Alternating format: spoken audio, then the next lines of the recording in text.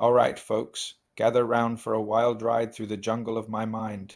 Picture this: a scrawny kid with a mop of unruly hair, eyes darting around like a caffeinated squirrel, and a brain that's about as tame as a pack of hyenas at an all-you-can-eat buffet. That was me, stumbling through childhood with all the grace of a drunken giraffe on roller skates. Now, you might think I'm exaggerating, but let me tell you, my friends, the chaos in my noggin was real. It was like my thoughts were engaged in a never-ending game of pinball, bouncing off the walls of my skull with reckless abandon. One minute I'd be laser focused on building the world's tallest Lego tower, and the next I'd be convinced I could fly if I just flapped my arms hard enough. Spoiler alert, gravity always won that battle. As I grew older, you'd think my brain would settle down, right? Wrong. It was like puberty hit my mind with a sledgehammer, and suddenly I was a hormonal hurricane of conflicting emotions and half-baked ideas. My teenage years were a blur of questionable fashion choices, embarrassing crushes, and enough angst to fuel a dozen emo bands. But did I let that stop me? Hell no. I embraced the chaos like a long-lost friend, diving headfirst into every harebrained scheme my untamed mind could conjure up. I was the kid who'd volunteer to eat a worm for a dare, then spend the next week convinced I was growing antennae. I was the teenager who'd stay up all night planning to become a world-famous rock star, despite having the musical talent of a tone-deaf walrus. As I stumbled into adulthood, my wild brain continued to lead me on a merry dance through life. I bounced from job to job like a pinball, never quite finding my groove. One week I'd be convinced I was destined to be the next great novelist, furiously typing away at my magnum opus, which, let's be honest, was probably just glorified fan fiction. The next, I'd be dead set on becoming a professional juggler, much to the dismay of my long-suffering roommates and their breakable possessions. Relationships. Oh boy, that was a whole other level of chaos. My dating life resembled a sitcom written by a sugar-high toddler. I'd fall head over heels for someone, plan our entire future together, then panic and ghost them because I suddenly decided I needed to move to Tibet and become a monk. Spoiler alert, I never made it to Tibet, but I did. Spend a week meditating in my closet, much to the confusion of my cat. Now, you might be thinking, surely this guy got his act together eventually, right? Well, my friends, you'd be half right. As I careened towards the big 5-0, I started to realize that maybe, just maybe, it was time to try and tame this wild beast between my ears. But let me tell you, trying to wrangle my chaotic thoughts was like trying to herd cats underwater while wearing roller skates. But did I give up? Not on your life. I decided it was time to take control, to show my brain who's boss, and so began my epic quest for clarity and peace, armed with nothing but determination, a gym membership, and enough kale to make a rabbit jealous.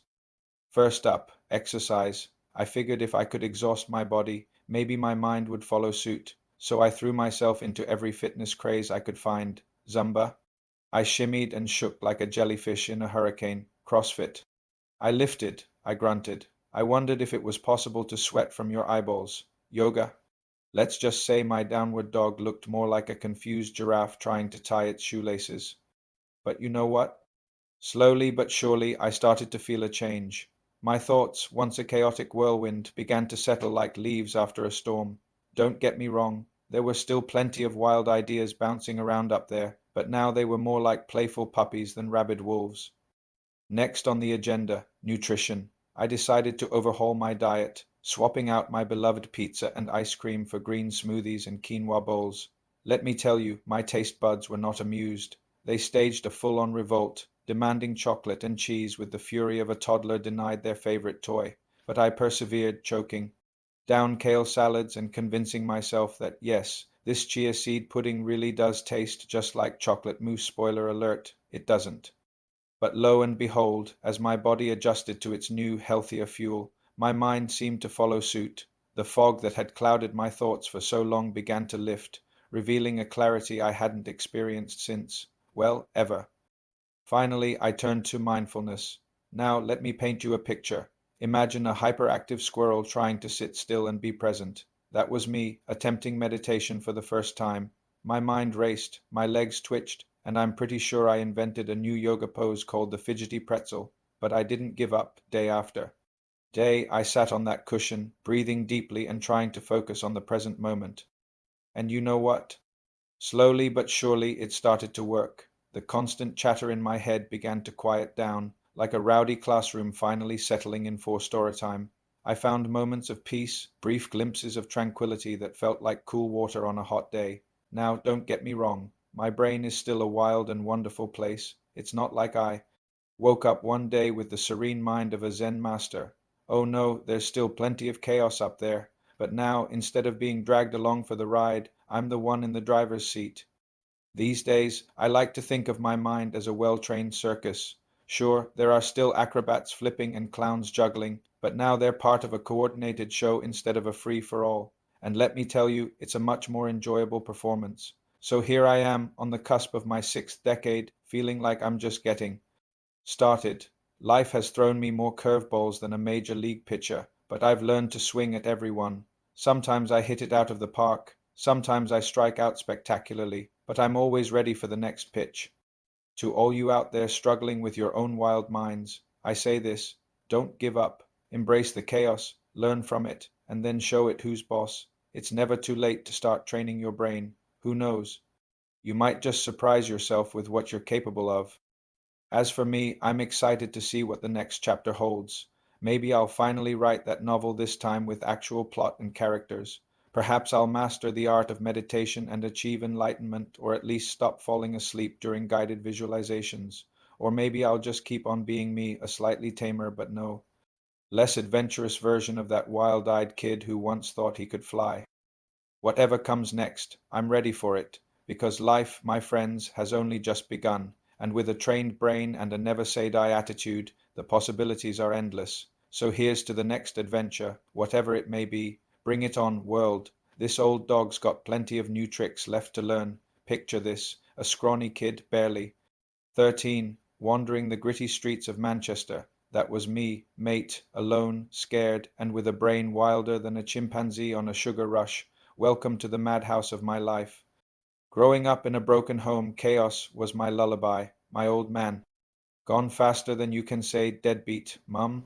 Bless her, she tried, but life had other plans. So there I was, a pint-sized street urchin with an untamed mind and a chip on my shoulder the size of Big Ben. Now you might think, poor lad, he never stood a chance. But hold your horses, because this isn't your typical sob story. It's a roller coaster ride through the depths of hell and back, with a few laughs along the way. Because let's face it, if you can't laugh at your own misery, what's the point? So there I was, barely old enough to shave, mixing with the wrong crowd faster than you can say juvenile delinquent. Drugs, gangs, petty crime, I collected bad decisions like some kids collect football cards. My brain, it was like a hyperactive monkey on a typewriter, churning out one terrible idea after another. But here's the kicker: I loved it. The thrill, the danger, the feeling of belonging to something, even if that something was as dodgy as a 3-pound note. It was a far cry from the loneliness of my childhood, and I embraced it with open arms. Fast forward a few years, and I'm knee-deep in the criminal underworld. Drug dealing became my bread and butter, and I thought I was the cat's pajamas, strutting around like I owned the place. I was convinced I had life figured out. Spoiler alert, I didn't. It wasn't long before I found myself in the slammer. Talk about a wake-up call. There I was, surrounded by 4 grey walls and a bunch of blokes who made me look like a choir boy. It was in that cell that I first realized my brain wasn't just wild, it was my worst enemy. But did I learn my lesson? Did I heck? As soon as I was out, I was back to my old tricks. It was like my brain had a self-destruct button, and I couldn't stop pressing it. For the next few decades, my life was a merry-go-round of bad choices, close calls, and missed opportunities. Now you might be wondering, when does this Muppet get his act together? Well, hold on to your hats, because we're getting to the good part. It wasn't until I hit the big 50 that something finally clicked. There I was, half a century old, with more regrets than hair on my head, when I had an epiphany. It hit me like a ton of bricks. If I didn't change now, I never would. So I decided to do something radical. I was going to train my brain. Sounds simple, right? Wrong. It was like trying to teach a goldfish to juggle, frustrating, seemingly impossible, but bloody hilarious to watch. I started with exercise. Now picture a middle-aged ex-con huffing and puffing on a treadmill. It wasn't pretty, let me tell you, but slowly, surely I started to feel different. My body was changing, sure, but more importantly, my mind was clearing up. Next came nutrition. Gone were the days of greasy takeaways and liquid dinners. I swapped pints for protein shakes and chips for kale. My taste buds were in shock, but my brain, it was doing cartwheels of joy. But the real game changer, mindfulness. Yeah, I know what you're thinking. This hard as nails Mancunian thug, sitting cross-legged and chanting Om. Trust me, I was as skeptical as you are, but let me tell you, it works wonders. For the first time in my life, I started to understand the chaos in my head, that wild chimp brain of mine. I was finally learning to tame it. It wasn't easy some days, it felt like trying to nail jelly to a wall, but slowly, surely, I was making progress. Now, don't get me wrong, I'm not sitting here claiming to be some enlightened guru. I still have days where my brain feels like it's been put through a blender, but the difference is, now I have tools to deal with it. Looking back, it's easy to see how that lost little boy on the streets of Manchester ended up where he did, but you know what? I wouldn't change a thing. Every mistake, every setback, every moment of despair, they all led me here. And where's here, you ask? Well, it's a place of clarity and peace that I never thought possible. Don't get me wrong, I'm not floating on a cloud of tranquility 24/7.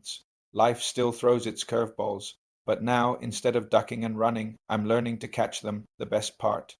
I feel like my life is just beginning.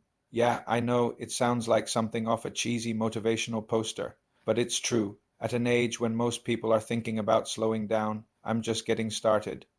So, what's the moral of this story? Is it that crime doesn't pay? That it's never too late to change? That mindfulness is the answer to all of life's problems? Nah, mate. The real lesson here is simple. Life's a right mess, but it's a beautiful mess if you learn to embrace it. To all you out there struggling with your own wild chimp brains, I say this, keep fighting. It's not about being perfect. It's about being a little bit better today than you were yesterday. And if you fall off the wagon, and trust me, you will, just dust yourself off and climb back on. Remember, life isn't a sprint, it's a bloody marathon, and sometimes the most interesting journeys are the ones with the most detours. So here's to the strugglers, the fighters, the never say die brigade.